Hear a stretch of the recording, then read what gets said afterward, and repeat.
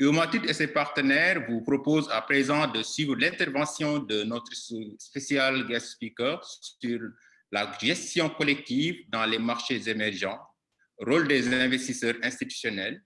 Pour nous entretenir sur le sujet, nous avons le plaisir de recevoir M. Serge Ekwe, le président de la Banque ouest-africaine de développement.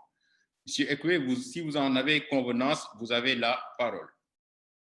Bien, merci bien, monsieur Diao. Merci, merci pour votre très gentil mot introductif. Merci, monsieur le directeur général de l'UMO à titre, bien cher Adrien. Et c'est avec plaisir, vraiment, c'est avec plaisir, cher Adrien, que j'ai accepté au titre de la BOAD, accepter de participer à vos travaux aujourd'hui et surtout en qualité de conférencier. C'est avec véritablement un grand plaisir, je tiens à le souligner. Alors, vous me faites un grand honneur je suis un expert, etc. Enfin, vous savez, le sujet qui nous rassemble aujourd'hui, qui est celui de la gestion collective sur les marchés émergents, et quel est le rôle des investisseurs institutionnels, c'est pas véritablement un sujet d'expert parce qu'il n'y a rien de spécifique. Il n'y a rien de spécifique dans le rôle des investisseurs, institutionnels sur les marchés émergents que sur les marchés développés. C'est le même rôle. Il n'y a rien de spécifique. En revanche, la spécificité vient du sous-jacent. La spécificité vient du sous-jacent et ce que je décrirai dans mon propos, vous verrez, c'est que la spécificité du sous-jacent émergent, alors après on peut débattre à foison de ce qu'on appelle emerging market, mais la spécificité de la gestion collective, nous pensons que la gestion collective est le format qui sied le mieux au marché émergent. Voilà. La démonstration que l'on va essayer de faire aujourd'hui, que l'on fera aujourd'hui, ce sera ça. Donc, encore une fois, il n'y a rien de différent. Il n'y a pas de rôle différent d'un investisseur institutionnel dans le cadre de la gestion collective. Il n'y a rien de spécifique. La spécificité, je le disais, c'est le sous-jacent. Alors, on va structurer notre propos en 4 points, qui est d'abord les éléments de contexte. Ce sont les éléments de la dette, le marché de la dette, qui est un marché gigantesque, important, et particulièrement important dans les pays émergents. Et plus précisément, vous allez voir, on va avoir un biais Afrique, UMOA, ce qui est tout à fait normal. Je préciserai en deuxième point le rôle de la BOAD dans la promotion du marché financier dans notre zone, au sein de notre union. Troisième point sur le rôle des investisseurs institutionnels, notamment dans le marché, dans cette sphère marché et dans de la thématique que vous nous avez demandé de traiter. Et nous évoquerons enfin de manière très, comment dirais-je, très prudente les quelques pistes d'amélioration du marché de la gestion collective. C'est un exercice difficile parce qu'il est toujours extrêmement facile de pointer du doigt ou de dire il faudrait, il y a que... Donc on a bien conscience que les pistes d'amélioration sont compliquées, et ne prenez absolument pas le propos qui sera le mien dans cette quatrième et dernière partie pour les propos d'un donneur de leçons, absolument pas. C'est juste le constat de quelques dysfonctionnements dans le marché qu'il conviendrait, nous semble-t-il, d'améliorer. Alors, la question du contexte, c'est d'abord la question la question de la dette. Quand vous prenez quand vous prenez les différents plans de développement et d'émergence économico-sociale de l'ensemble de nos pays.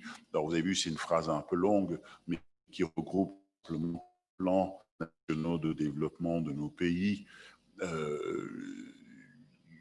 Que vous prenez le plan Sénégal émergent, le plan d'action gouvernementale du Bénin, le plan national de développement économique et social au Niger, au Burkina, en Côte d'Ivoire, etc. Vous voyez bien que tous nos sujets sont des sujets de développement, sont des sujets d'infrastructure, et la vraie question, les vrais défis sont des défis de financement. On a un gap de financement aujourd'hui qui est énorme. Les besoins de financement sont de l'ordre de 100 000 milliards pour faire face à nos défis. Les défis sont très simples. En quelques mots, c'est d'abord, regardez, on sait que 20% de la population de notre zone n'a pas accès à l'eau potable. On sait que près de 45% des populations n'ont pas accès à l'électricité. On sait que seuls 7 km de route sur 100 sont bitumés. On sait qu'il y a une situation d'insécurité alimentaire qui est récurrente, c'est très clair. Et les défis sécuritaires, le changement climatique, voilà, tous ces sujets-là, on les connaît. Et vous voyez bien, chaque élément que j'ai mentionné, il y a des sujets de projet, bien évidemment, mais surtout, il y a des sujets de financement. C'est le marché de la dette. C'est le marché de la dette. Et la dette a ceci d'intéressant que la dette a vocation à financer des investissements qui eux-mêmes ont vocation à créer des externalités positives. La dette n'a pas vocation à financer les coûts d'exploitation, les coûts de fonctionnement. Ce n'est pas le fonctionnement qui nous intéresse, ce n'est pas l'exploitation qui nous intéresse, c'est l'investissement, c'est-à-dire un projet qui a vocation lui-même à créer des externalités positives. Alors, quand on crée la route, on y met l'électricité, mais parce qu'on y met l'électricité, on va relier tous les patelins, les villages autour, et vous voyez bien qu'à partir du moment où on relie tous les villages, les patelins autour, on peut créer au sein de chaque maison une chaîne du froid, conservation des aliments, donc c'est la sécurité alimentaire, les enfants ont de l'électricité, donc peuvent mieux travailler, ainsi de suite. Donc ça crée, chaque investissement a vocation lui-même à créer donc des externalités positives, donc des impacts positifs. L'idée de tout ce que je dis là, ce n'est pas la dette pour financer l'exploitation et pour financer le fonctionnement. Donc, s'ajoute à cela, bien évidemment, cette année, tous les besoins qui sont apparus, notamment dans les secteurs de santé, qui sont apparus de manière très violente en 2020. Vous l'avez tous vu avec cette pandémie à laquelle nous devons faire face à la fois dans sa résorption, vous avez vu, dans la phase de sortie du tunnel, donc comment est-ce qu'on finance la question des vaccins. Donc, il va de soi que dans ce contexte, le rôle des banques, et notamment de la BOAD, est fortement attendu. Le rôle des banques en financement, mais également en appui technique face à ce volume incroyable de dettes, de besoins, de dettes. Et j'insiste, c'est pas de la mauvaise dette. La dette n'est pas un mot tabou, pas du tout. Quand vous regardez un pays comme le Japon, la dette du pays et le programme d'action d'actifs de la Banque centrale est supérieur à la richesse du pays. Supérieur à la richesse du pays. C'est 5 000 milliards. Donc, ça, en gros, il y a un programme de rachat d'actifs de 5 trillions à peu près. Et tous ces éléments sont, encore une fois, donc là c'est simplement le programme d'achat d'actifs de la Banque centrale. Ces programmes d'actifs, rachat d'actifs, donc contribution au financement de la dette, sont supérieurs à la richesse nationale. Bien. Donc il y a cette exposition très forte à ce besoin de financement de la dette.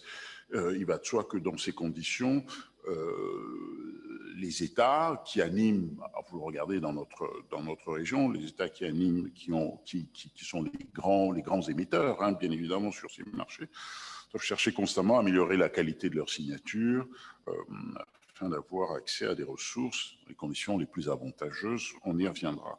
Diversifier également l'ensemble des ressources, l'ensemble des partenaires techniques et financiers, et avoir accès à un marché financier dynamique pour une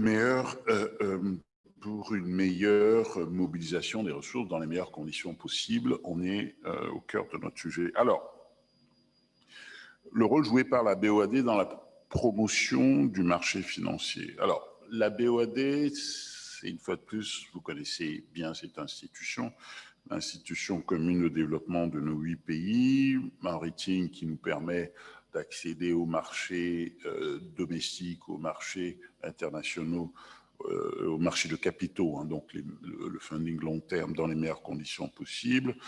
On a un cumul de financement de plus de 6 000 milliards, dont avec une répartition de 3 quarts, 1 quart entre le secteur public et le secteur privé. Ce qui est pertinent pour nous, ce n'est pas tellement cette répartition. Ce qui est pertinent pour nous, c'est la question des expertises, notamment des expertises sectorielles, et on y reviendra. Alors, la BOAD a été un acteur de référence sur le marché régional, et ce, depuis fort longtemps. 1993, me dit-on, sur les premières émissions obligataires réalisées par appel public à l'épargne à l'échelle régionale. La BOAD a mobilisé sur le marché régional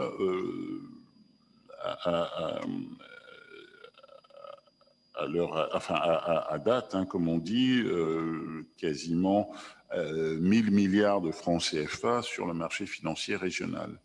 Alors, dans ce domaine, l'action de la BOAD a consisté à des achats de titres sur le marché régional pour plus de 350 milliards et des garanties d'emprunt obligataire émis par certaines entreprises de la zone. Donc c'est massif. La BOAD a également contribué à la création d'institutions qui jouent un rôle majeur au sein de ce marché. Vous en parliez tout à l'heure, la Société ouest-africaine de gestion d'actifs, la Caisse régionale de refinancement hypothécaire, la CRRH-UMOA, ou même BOAD titrisation depuis 2011. Bien. Donc ça, c'est sur le marché régional. Sur le marché international, nous venons de clôturer notre 4e opération. Et aujourd'hui, le montant qui a été mobilisé est de l'ordre de 1 900 milliards de francs CFA au total.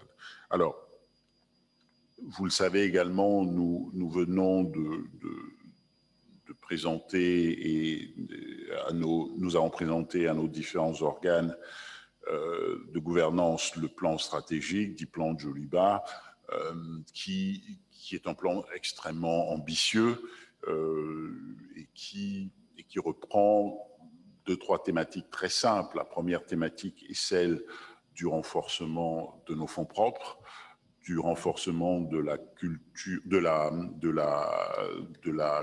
capital structure, de la structure, comment est-ce qu'on est en français ? La structure de capital, pardon, la structure de capital de la banque. L'idée, c'est d'améliorer le rapport entre les fonds propres au sens tier 1 et notre capacité à lever de la dette. Bien, le sujet aujourd'hui est un sujet la priorité, c'est l'equity. Priorité 1, c'est l'equity, et ensuite le financement et ensuite le recours au marché de la dette, avec une ambition de pouvoir doubler le capital, 1,7 milliard de francs, 1,7 milliard d'euros, pardon. 1,7 milliard d'euros, ce qui correspond à peu près, ce qui nous permettrait de pouvoir augmenter l'ensemble de nos engagements à hauteur de 3 000 milliards sur la période. Donc, la moitié de nos engagements, augmenter nos engagements de plus de 50% sur le plan, sur la période 2021-2025. Le deuxième élément majeur, c'est la question de l'approche sectorielle. C'est ce que je disais incidemment, que nous considérons aujourd'hui que bon, la dichotomie secteur privé, secteur public n'est plus si pertinente qu'elle aurait pu l'être. Ce qui est important aujourd'hui, c'est l'approche sectorielle.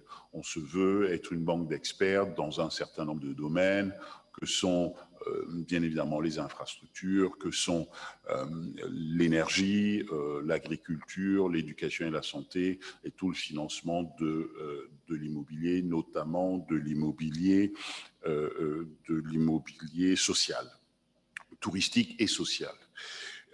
Avec cette vocation aujourd'hui de ne plus simplement raisonner en volume, mais de raisonner aussi en impact et en effet. Bien. Donc, c'est tout le marché de la dette. On va taper le marché de la dette parce qu'encore une fois, le marché de la dette va nous permettre d'aller financer les secteurs qui sont les secteurs qui nous semblent prioritaires et qui correspondent, une fois de plus, aux secteurs que nous avons relevés dans l'ensemble des plans de développement de nos 8 différents États et qui correspondent d'ailleurs aux objectifs de développement durable, aux 17 objectifs de développement durable des Nations Unies. Bien. Encore une fois, nous devons mobiliser sur le quinquennat à venir, je le disais, 3 000 milliards de francs CFA, essentiellement sur les marchés financiers, qu'ils furent régionaux ou qu'ils furent internationaux ou éventuellement, le cas échéant, auprès des partenaires techniques et financiers. Donc c'est massif, c'est massif.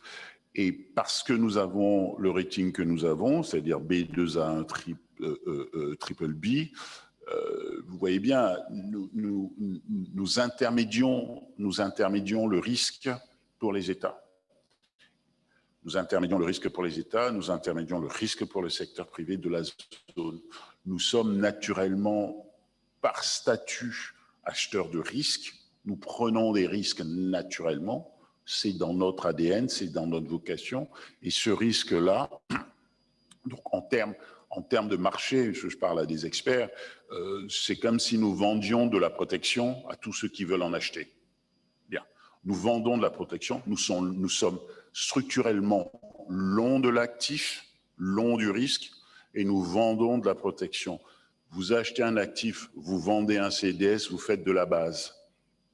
Et donc, on est toujours dans le spread, dans l'analyse du spread, comment évolue la base, qui est la différence entre le risque que l'on porte tous les jours, on achète du risque sur tous nos États, tous les jours, sur tous les pays, pas simplement les États, secteur public, secteur privé, on achète le risque et on vend de la protection. On vend de la protection parce que dès qu'on sort de notre zone, tous les investisseurs hors zone veulent de la protection. Ils achètent de la protection sur la zone. Aucun investisseur, on n'est pas dans une zone où un investisseur hors zone va vendre de la protection. Tous les investisseurs veulent acheter de la protection sur nous. Et qui peut être capable de leur vendre de la protection? C'est la BOAD. La BOAD a donc vocation à vendre de la protection, acheter le risque. C'est ce qu'on appelle faire de la base. Donc, on porte la base. Bien. Et notre sujet, c'est de vérifier à tout moment comment la base évolue. Le spread, donc, entre l'actif et le CDS. Bien. Alors, les investisseurs institutionnels, quand on a travaillé donc la thématique ici, ce qui était intéressant, c'est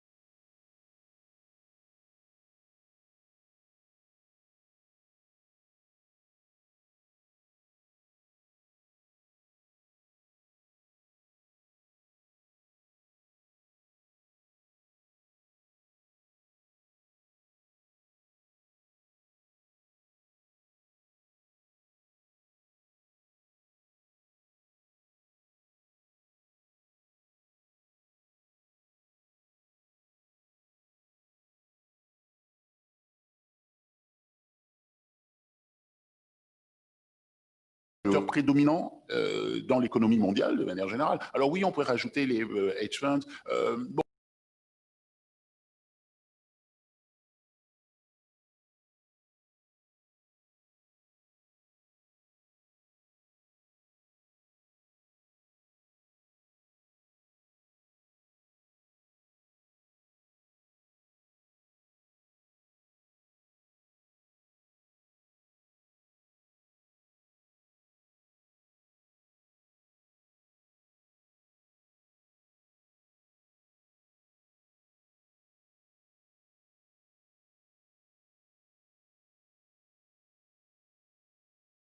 Mais il y a 4 éléments. Le premier, c'est la question de la notation.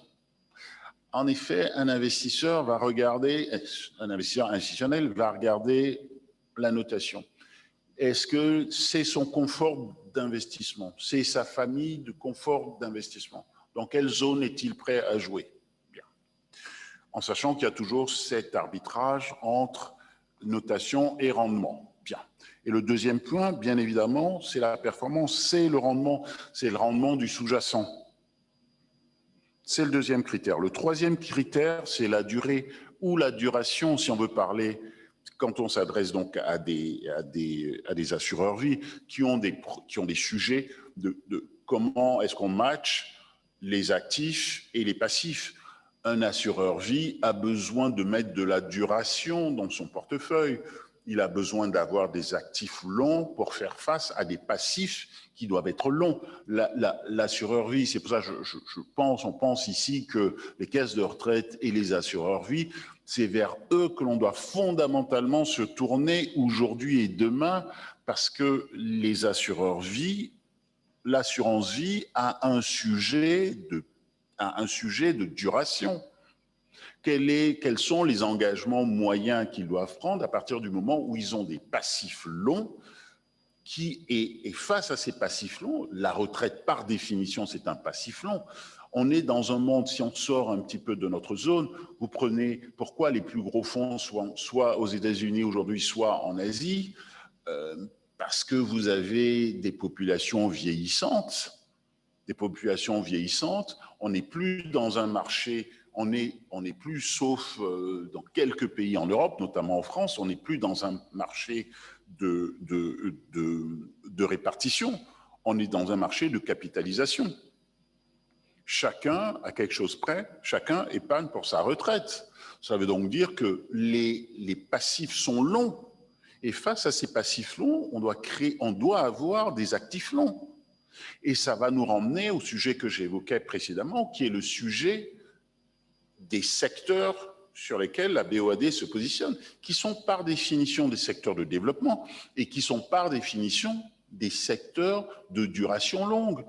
Les infrastructures, on ne finance pas des infrastructures à 5 ans, c'est pas vrai. On finance des infrastructures à 10, 15 ans. On ne finance pas des entreprises, des sociétés, des centrales électriques en 5 ans, c'est pas vrai. On va les financer en 10 ans. Voilà l'actif long.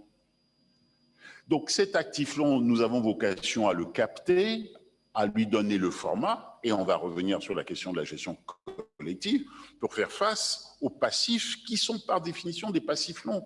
Si un assureur vie ou une caisse de retraite me dit je n'ai pas de passif long, moi j'ai un problème.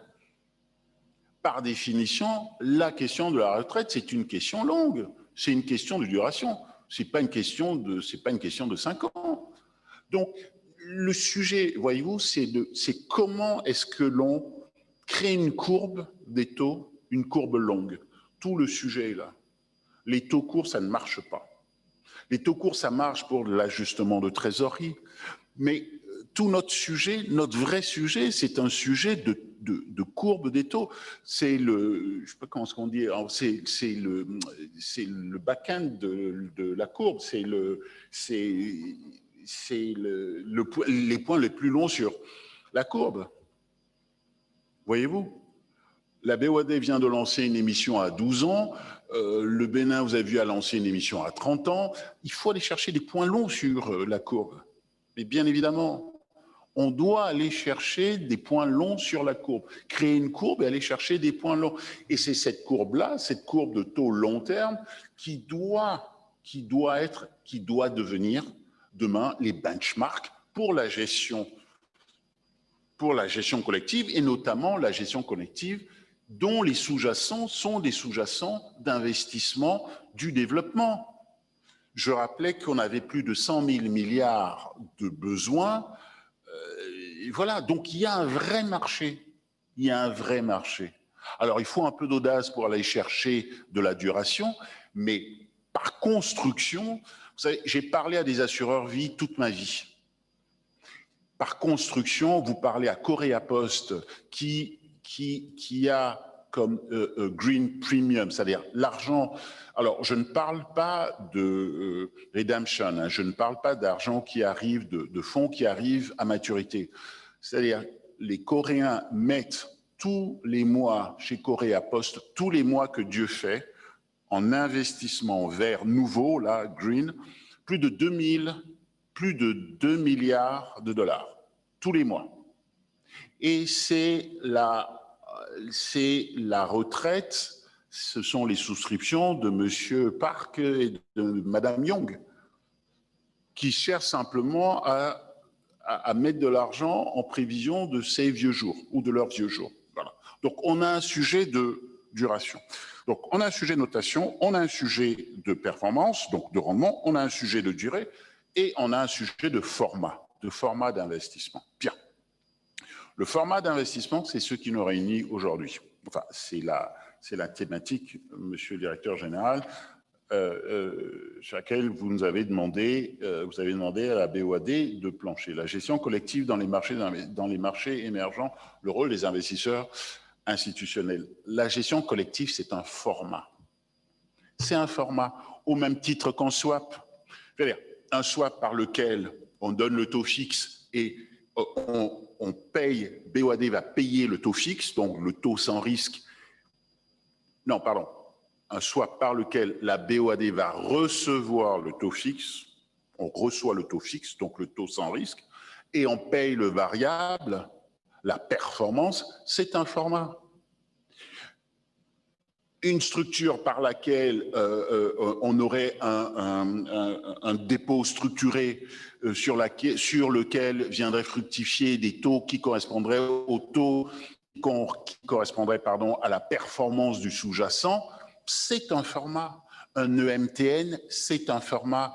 Un SPV, donc un véhicule dédié, c'est un format. Donc, la gestion collective, c'est un format. Donc, un investisseur, il veut de la duration, il veut une notation, il veut un rendement, et il veut un format.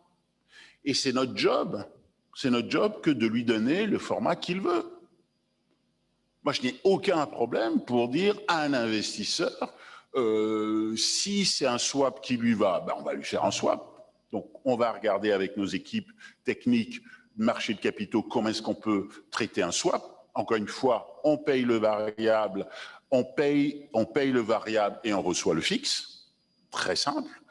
On peut traiter un EMTN qui est juste un format obligataire. Voilà.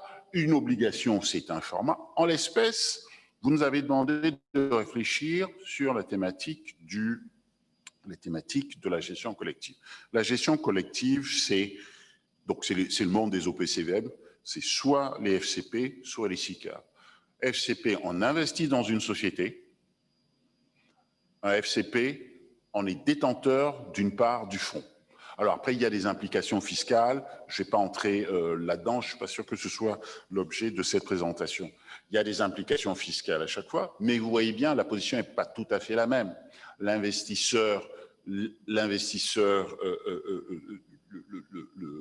souscripteur, celui qui souscrit à une SICAV, donc c'est un investisseur et il détient la part, il investit dans une société. Il investit dans une société et de facto se retrouve actionnaire. Bien. Un FCP détenteur d'une part d'un fonds. Donc vous voyez bien, c'est pas tout à fait le même positionnement. Donc la SICAV investit, c'est une société qui a vocation à investir. Le fonds, en revanche, il investit, lui, donc dans un portefeuille d'actifs. La stratégie n'est pas tout à fait la même. L'intérêt pour les investisseurs institutionnels, alors, la gestion collective via les OPCR permet de diversifier au maximum les valeurs en portefeuille et de réduire le plus possible le risque spécifique. Le format de la gestion collective s'oppose au format de la détention du titre vif. Quand on détient un titre vif, déjà, il faut y avoir accès, ce qui n'est pas évident dans les marchés émergents. On veut détenir un titre vif dans notre zone, ce n'est pas évident. Il faut avoir accès matériellement à ce marché, ce qui n'est pas simple, surtout pour des investisseurs hors zone. Ce n'est vraiment pas simple. Comment faire? On veut accéder au marché, on est intéressé par le marché du Togo, du Bénin. Comment faire pour acheter les titres? Comment faire? Le titre vif, j'entends, que l'on met dans son portefeuille, ce n'est pas simple. La gestion collective permet de le faire. Parce qu'une fois de plus, dans la gestion collective, il y a un prospectus qui décrit bien les marchés sur lesquels l'OPCVM va intervenir. Bien. Donc, il y a la question de l'accès, il y a la question de la diversification des investissements et des intérêts. On peut aujourd'hui accéder à notre zone par des OPCVM sans être soi-même obligé d'aller chercher chaque titre dans chaque pays. C'est comme la composition d'un indice. Pourquoi est-ce qu'on achète un indice? C'est pour éviter d'avoir à aller acheter chaque titre vif. On achète un indice qui réplique, avec une corrélation de 100%, qui réplique absolument les performances de chaque sous-jacent.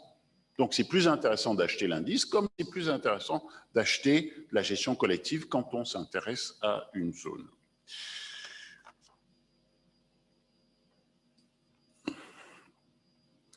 S'agissant, encore une fois, de la gestion collective, le troisième avantage, c'est que on achète le risque systémique. On n'achète pas le risque, on n'est pas exposé au risque du titre vif, pris individuellement. On achète toute la classe d'actifs. On achète donc le risque systémique. Et donc, en termes de pondération des risques, c'est parfait. Puisqu'il y a un sous-jacent qui peut s'apprécier, un autre se déprécier. Mais comme on est dans le cadre d'une gestion collective, il va y avoir une mutualisation des pertes. Mais s'agissant de la performance, vous voyez bien, il va y avoir un lissage des profits. Donc, c'est une espèce de coussin qui permet d'accéder à une classe d'actifs, qui est un format facile, ensuite qui est un format facile sur la classe d'actifs, mais qui est aussi un format facile dans le cadre pour obtenir de la liquidité. C'est-à-dire que l'investisseur a toujours besoin de s'assurer de la liquidité de son investissement. Comment je souscris, comment je rachète? Quelles sont les facilités à la souscription? Y a-t-il des difficultés au rachat? Et d'ailleurs, c'est tellement important que quand un fonds ou une SICAV a un problème de liquidité, cela veut dire qu'il y a un problème systémique.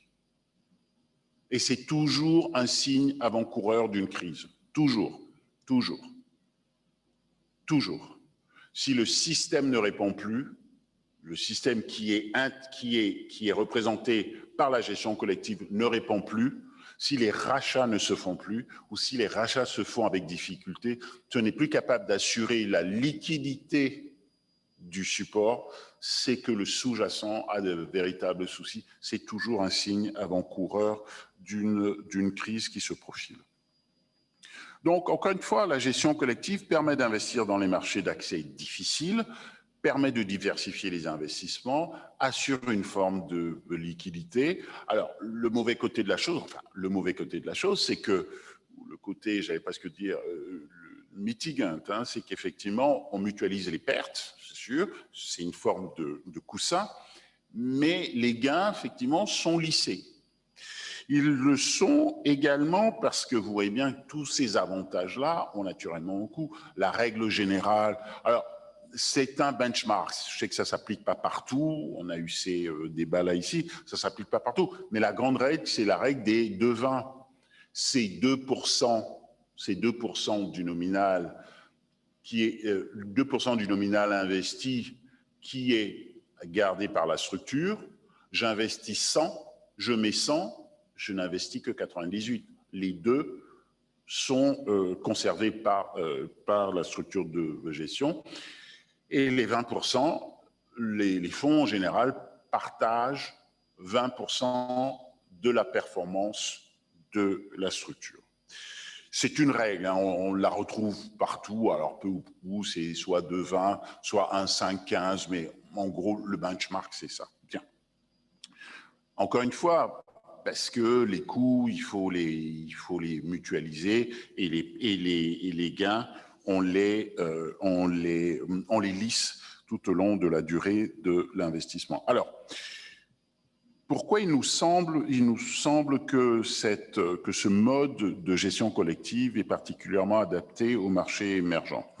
Les marchés émergents,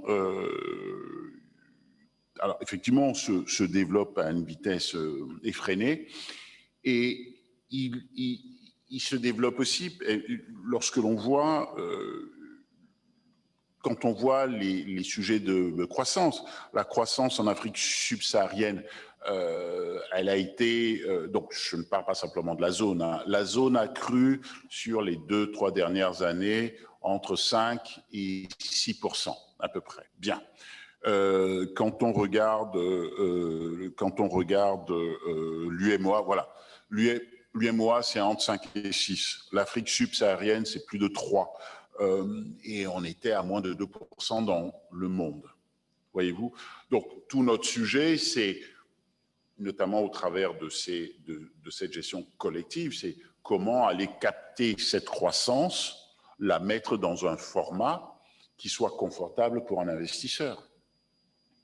Voilà, notre sujet, il est là. Et ce qui est aussi caractéristique des marchés émergents, ce sont les sujets de volatilité, c'est-à-dire comment mon sous-jacent, à quelle vitesse, quel est le caractère imprévisible du prochain mouvement de mon sous-jacent. Est-ce qu'il est prévisible, oui ou non? S'il est prévisible, ça veut dire que le marché n'est pas volatile. S'il est imprévisible, cela veut dire que le marché est volatile. Voyez-vous, quand vous prenez l'arbre, vous avez tous fait ça en finance, quand vous prenez l'arbre binomial où on regarde, je pars du point A, je dois aller à un point B, quelle est la probabilité partant du point A pour que j'aille à la hausse ou à la baisse? Au départ, vous voyez bien, j'ai une chance sur 2. Mais une fois que j'ai fait un mouvement à la hausse, quelle est la probabilité pour que je monte encore d'un cran, que je progresse d'un cran? La probabilité, elle est pas de 1. La probabilité, une fois que je suis monté, elle est à nouveau de 1, mais la probabilité que je baisse, elle est de 3. Voyez-vous? Donc, c'est ce caractère imprévisible, c'est la définition de la volatilité. Donc, les marchés émergents se caractérisent par ce sujet de volatilité. Le prochain mouvement, je ne sais pas où il est. Ensuite, le deuxième élément, c'est la question de l'accessibilité. Est-ce que j'ai accès à ce marché matériellement, oui ou non? C'est très difficile quand on est à Paris, à Londres, à Washington ou je ne sais où, à Hong Kong, d'avoir accès matériellement à ce marché. C'est extrêmement compliqué. Bien. Ensuite, il y a la question de l'accessibilité. Il y a la question de la réglementation. Qui connaît la réglementation et dans quelle mesure cette réglementation est-elle stable ou est-elle instable? Et le dernier point, c'est la question de la liquidité. Bien. Encore une fois, on a un moteur de croissance très puissant, très fort, mais on a un moteur de croissance très volatile. Très haut, très bas, très haut, très bas, très haut. Et c'est pour ça que la gestion collective, en ce qu'elle lisse les hausses et qu'elle amortisse les baisses, nous pensons que c'est le bon outil, c'est le bon format.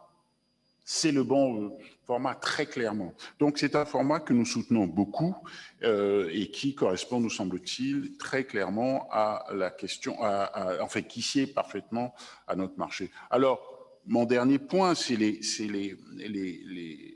pistes de solutions pour rendre attrayant, voire attractif, la gestion collective des titres publics. En gros, c'est comment attirer les investisseurs institutionnels sur nos marchés. Alors, il y a d'abord un sujet qui concerne les régulateurs et les autorités politiques. Toutes les réformes engagées, tous les chantiers des réformes engagées doivent être poursuivis. Incontestablement, l'amélioration de la surveillance intégrée des marchés, la question du dépositaire central unique, c'est un sujet aussi, c'est de nature à clarifier, à simplifier le paysage de l'investissement. Donc, la question de l'unicité. Il y a ensuite la question de la liquidité. L'idée, c'est voir comment approfondir le marché secondaire des titres.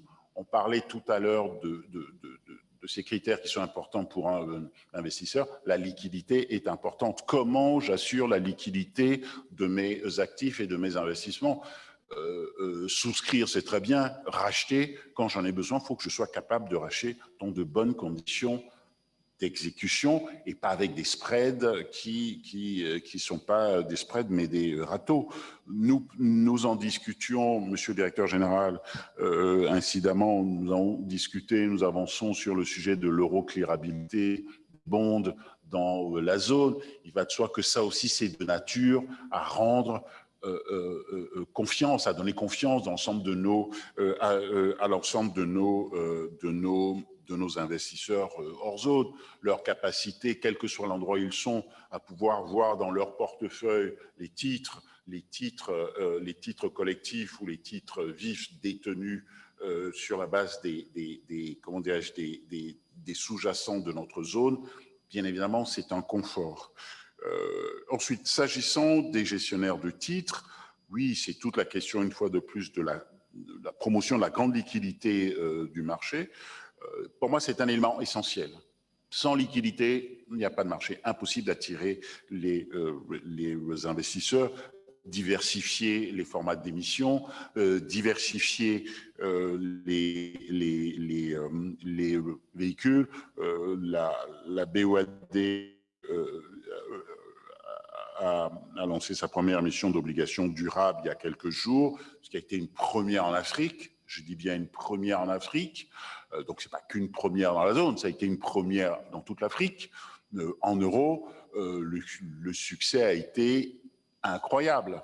Incroyable. Donc, il s'agit régulièrement de diversifier les formats, de diversifier les thématiques et d'assurer la liquidité de l'ensemble de ces investissements. Alors, la question, bien évidemment, des coûts, moins il y a de barrières à l'entrée, plus les moyens d'accès à ces marchés sont facilités, mieux c'est, notamment en frais de gestion. S'agissant des investisseurs institutionnels, oui, tout ce que vous faites, et d'ailleurs la réunion que vous faites aujourd'hui participe de ça. Comment est-ce que l'on peut développer la culture boursière? Et au-delà de la culture boursière, c'est la culture financière qui est importante. Vous savez, c'est cette phrase, on considère que la finance est une chose tellement importante qu'il ne faut pas la confier aux autres, il faut s'en occuper soi-même. C'est évident. Développer des approches sectorielles, développer des approches thématiques, voilà, être inventif, créer, innover, autant de choses qui vont faciliter l'accès des investisseurs étrangers et des investisseurs de manière générale, les pousser vers cette gestion collective qui, une fois de plus, nous semble être le bon véhicule pour, en tout cas, le véhicule qui sied le mieux à ces marchés dits émergents. Monsieur le directeur général, j'en ai terminé. J'ai été peut-être un peu long. En tout cas, j'ai essayé de vous donner, je vous ai donné avec passion, en tout cas, la vision que nous avions à la Banque ouest-africaine de développement, qui est une vision très orientée investisseurs. On veut parler aux investisseurs, on adore les investisseurs.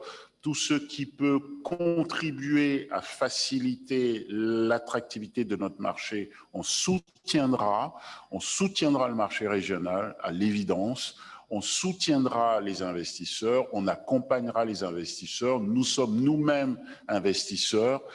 Donc ce marché, on le connaît, on l'aime beaucoup et vous pouvez toujours bien évidemment compter sur notre participation active.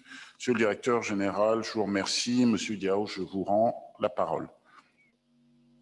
Merci beaucoup, Monsieur Ekwe, pour votre intervention qui a été tout à fait pertinente et vous êtes aussi revenu sur, entre autres questions, l'importance de la dette qui, n'est pas destinée effectivement disons, au fonctionnement, mais l'investissement, vous avez vraiment mis l'accent sur ça. Mais aussi, le prochain quinquennat, l'objectif d'atteindre, de lever 3 000 milliards de francs CFA sur les marchés régionaux et internationaux. Mais aussi, vous avez vraiment mis l'accent sur les investisseurs institutionnels en attirant l'attention sur 4 éléments essentiels qu'ils tiennent en compte effectivement, à savoir la notation financière, le rendement, autrement dit la performance, la durée, donc vous avez aussi parlé de la duration, et le dernier critère, le quatrième critère, c'est surtout le format d'investissement sur lequel vous avez beaucoup insisté et qui fait même l'objet de cette rencontre, à savoir la gestion collective. Bien évidemment, la gestion collective, vous avez aussi dégagé les avantages liés à la gestion collective, à savoir, entre autres, la facilité d'accéder effectivement au marché financier, mais aussi avoir plus de liquidité donc, concernant sur ces marchés. Et surtout, l'accès à la classe d'actifs. Là aussi, vous avez insisté et je pense que c'est extrêmement important. Et bien évidemment, un certain nombre de défis que vous avez mis en exergue, à savoir le développement de la culture boursière, la culture financière, entre autres défis effectivement qu'il faudra relever. En tout cas, merci encore une fois pour votre pertinente intervention. Donc, avec des questions, on aura beaucoup plus d'éléments. La première question, si vous permettez, Monsieur le Président, elle nous vient de Arnold Poda. La question est la suivante. La BOAD couvre-t-elle le risque de change pour un emprunt en dollars que le swap de change, par exemple? Donc, est-ce que la BOAD couvre le risque de change pour un emprunt en dollars, par exemple, pour la devise étrangère? C'est la première question, il y en a d'autres. Merci. Oui, merci. Bien évidemment, oui, notre risque de change est couvert complètement. Absolument. Il n'y a pas de, il y a rien de plus idiot que de ne pas se couvrir. Donc voilà, se couvrir effectivement un avantage. Enfin, le principal avantage, c'est que à maturité et tout au long de la vie du produit, il n'y a pas de surprise, mais on est complètement hedgé, pas de souci. Oui, c'est vrai. Effectivement, on a émis 3 eurobonds en dollars. Ils ont tous été swappés.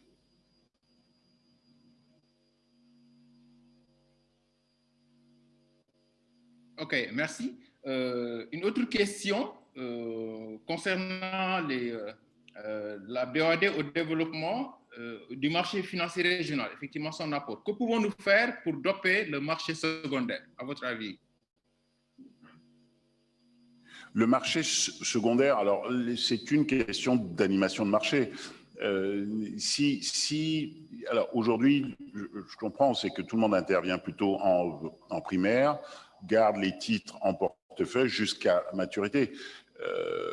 Voilà, ce qui peut permettre de développer le secondaire, c'est dès que les titres sont cédés. Alors déjà, ce qui serait bien, c'est qu'il y ait, mais je crois qu'il y en a, comment on dit ça, des engagements d'animation de marché. Il faut qu'il y ait des faiseurs de marché, des market makers, voilà, des sociétés dont le métier, c'est précisément de faire de l'animation de marché, de faire des prix toute la journée.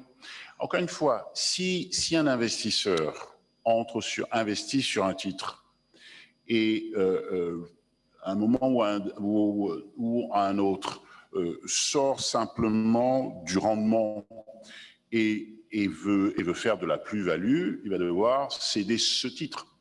Et céder ce titre, il doit pouvoir le faire dans des bonnes conditions de liquidité. Aujourd'hui, il me semble que la seule vision des investisseurs, c'est une vision de rendement et c'est pas une vision de plus-value. Voyez-vous ? Alors, il y a probablement des sujets de nature fiscale, hein, il faudrait voir. Mais s'il n'y a pas de nature, en gros, quel est le traitement fiscal de la plus-value par rapport au rendement ?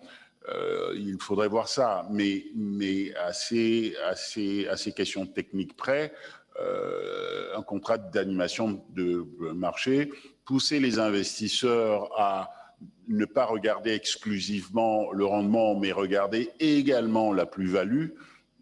Voilà, c'est ça qui devrait permettre de créer plus de mouvements sur le marché, de mettre de la liquidité sur le marché. Ok, merci beaucoup encore une fois pour ces éléments de réponse. Une autre question qui vient de nous parvenir. Sur les marchés plus avancés, on voit de grands groupes assurantiels, voire même banques assurances, qui sont également de gros asset managers. Et les principaux investisseurs en titres souverains sont assez souvent majoritairement des asset managers. Au sein de la zone, la gestion des fonds des institutionnels n'est souvent pas orientée vers des véhicules proposés par des asset managers, mais plutôt via des investissements directs sur des instruments equity ou bien bonds. Comment percevez-vous ce business model de délégation de gestion et son impact au sein de notre zone UEMOA sur la chaîne de valeur, la démocratisation des produits financiers et leur distribution?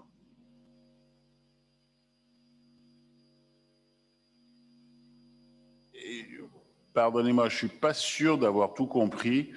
Est-ce que vous pourriez préciser un peu la question? Je ne suis pas sûr d'avoir tout perçu. Pardonnez-moi. En fait, la question, c'est de savoir le business model des investisseurs institutionnels, à savoir les banques commerciales ou bien les gérants de fonds d'assurance au sein d'un même groupe. Donc, pour une meilleure innovation produit, quel est, à votre avis, le business model de ces investisseurs institutionnels? Écoutez, difficile pour moi de répondre, hein. Je suis pas sûr d'être complètement qualifié pour ça. Non, moi ce que je vois surtout, c'est la nécessité pour les caisses de retraite, les assureurs, qu'on soit capable de leur proposer de nouvelles classes d'actifs. Alors, il y a un sujet que je n'ai pas évoqué, mais c'est le sujet de la titrisation. Aujourd'hui, qui est un élément. L'idée, c'est de pouvoir formaliser sous forme de titre des risques que nous portons dans notre bilan, ou une partie des risques que nous portons dans notre bilan. Bien. Et vous voyez bien que ces titres-là, qui sont des titres de dette, sur la base de créances d'actifs que nous avons dans notre bilan, et que nous soyons capables de les proposer au marché, que nous soyons capables de les proposer à des assureurs long terme.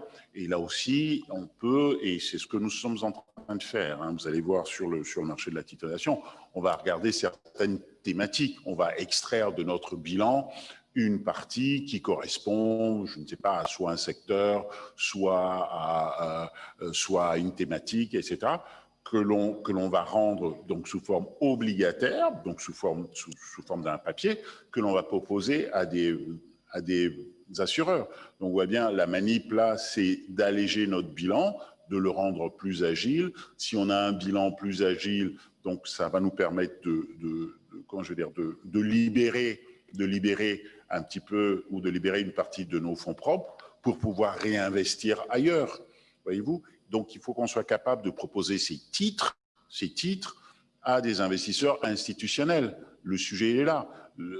faut que nous soyons capables d'être suffisamment inventifs pour proposer autre chose à ces investisseurs institutionnels. Donc, il y a un peu d'ingénierie à faire, il y a un peu de mobilisation financière à faire, et au-delà de ça, le fait de proposer un nouveau format à des investisseurs.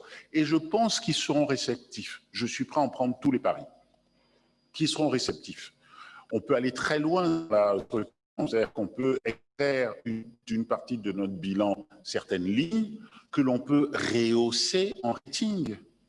Alors, elles seront rehaussées en rating, elles paieront donc moins en coupons, mais comme on risque qu'elles seront rehaussées, ça peut attirer certains investisseurs sur des tranches qui à l'origine auraient pu être des tranches un peu risquées, mais qui, parce qu'on aurait rehaussé le risque, rehaussé le rating, peuvent être éventuellement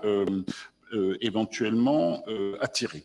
Donc voilà, donc, je ne suis pas sûr que j'ai répondu à votre question, mais ce que je voulais surtout dire, c'est qu'on peut faire preuve d'un peu d'ingéniosité pour proposer de nouvelles structures à des investisseurs qui sont aujourd'hui assez cantonnés sur un certain nombre de marchés. Et je rappelle, et monsieur le directeur général sera tout à fait d'accord, je le pense avec moi, mais que quand on discute de sujets d'euroclearabilité des bonds, quand on discute de titrisation, c'est pour emmener plus d'investisseurs sur les marchés. Vous emmenez plus d'investisseurs sur le marché, cela veut dire qu'il y aura une compétition sur les prix.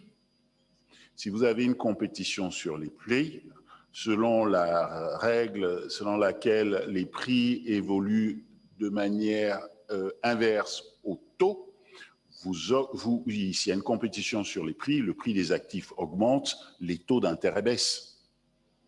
Voilà. Merci, Monsieur le Président, pour les éléments de réponse qui ont été apportés donc, à la question qui a donc posée relative aux investisseurs institutionnels. Un autre point que vous avez abordé à la fin de votre intervention tout à l'heure, relatif effectivement au développement de la culture boursière. La question est la suivante.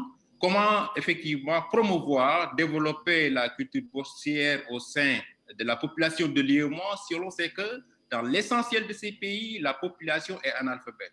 Donc, quelle stratégie mettre en place pour développer davantage la culture boursière?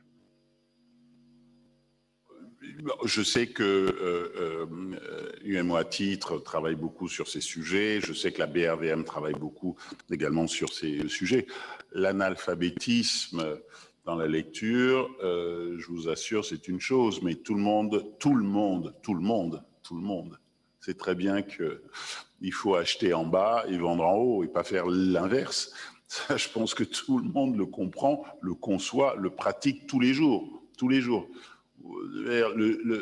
Donc, je ne suis pas inquiet sur la capacité de l'ensemble de nos populations à comprendre ces sujets très rapidement, mais très rapidement. On voit très vite où ça gagne, on voit très vite quand ça gagne, on voit très vite quand ça perd. Et ça, on le comprend tout de suite. Hein. On le comprend tout de suite. Donc, je ne suis pas très inquiet.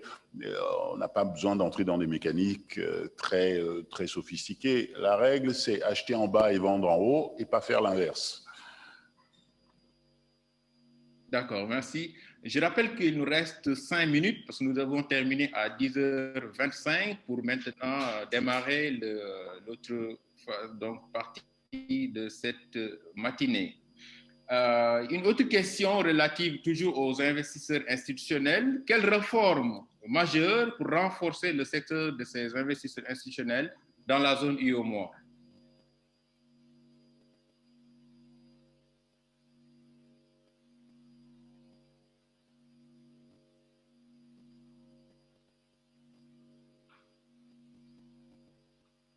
Les réformes majeures, hein, c'est ça?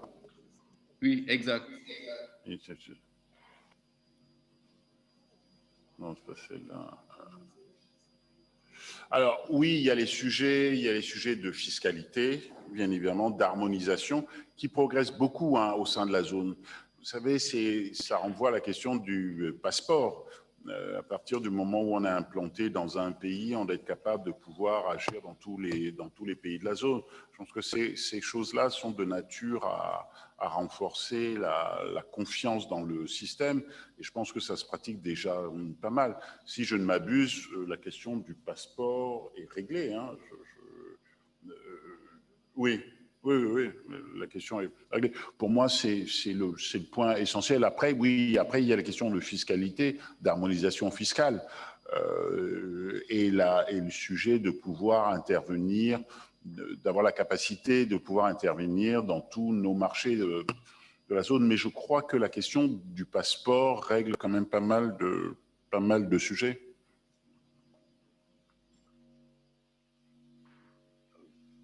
D'accord, merci encore une fois. Peut-être nous allons faire parvenir la toute dernière question avant de terminer cette première partie.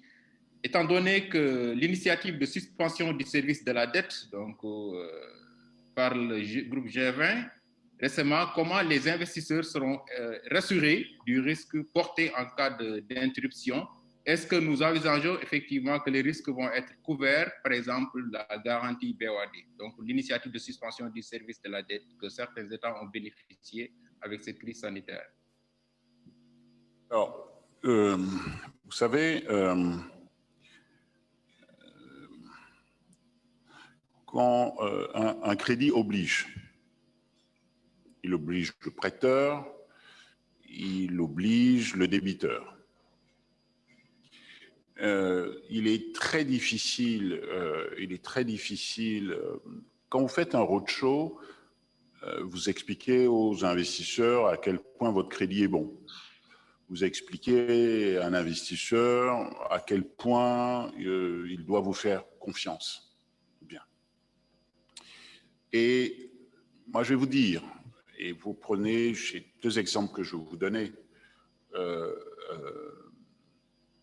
le défaut n'est pas acceptable. Le défaut n'est pas acceptable. J'ai deux exemples pour vous. J'ai l'Argentine qui a fait défaut en 1999.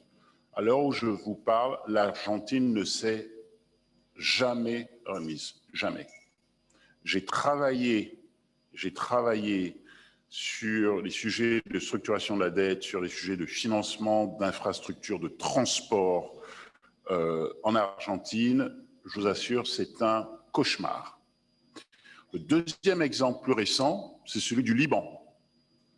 J'ai également travaillé juste avant de venir sur les sujets avec la Banque centrale de structuration de la dette, et je les conseillais et je les suppliais de faire face à leurs obligations internationales. Ils n'ont pas pu. Moi, je vous prends tous les paris que dans 20 ans, ça risque toujours d'être extrêmement compliqué. Voilà. Maintenant, il faut voir,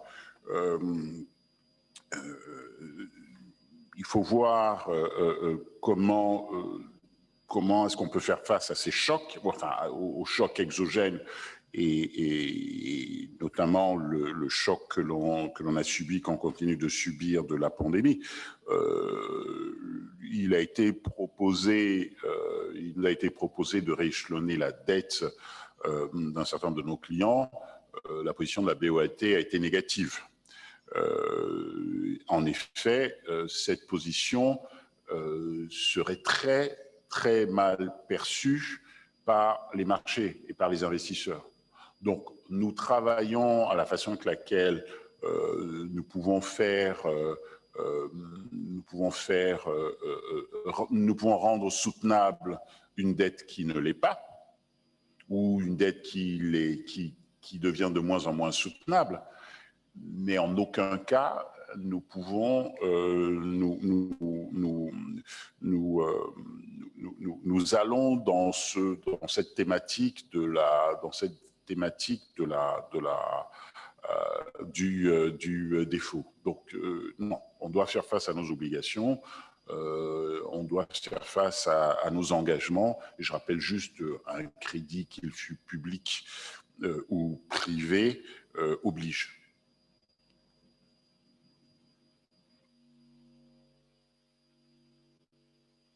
Merci, Monsieur le Président, pour cette intervention qui campe le décor de nos débats sur les 3 journées de cet événement. Et aussi, merci encore une fois pour les éléments de réponse que vous avez apportés. Et nous nous excusons auprès des autres participants pour les questions donc, qui ont été posées. Malheureusement, pour des contraintes de temps, nous avons eu l'occasion, effectivement, d'apporter ces éléments de réponse. Mesdames et messieurs, cette intervention marque la fin de la session d'ouverture des rencontres virtuelles du marché des titres publics, les RMT 2021. Honorables participants, encore une fois, merci de l'honneur que vous faites à l'UMA Titre, ainsi qu'à ses partenaires, le Trésor du Togo et la SOAGA, à travers votre présence à cet événement.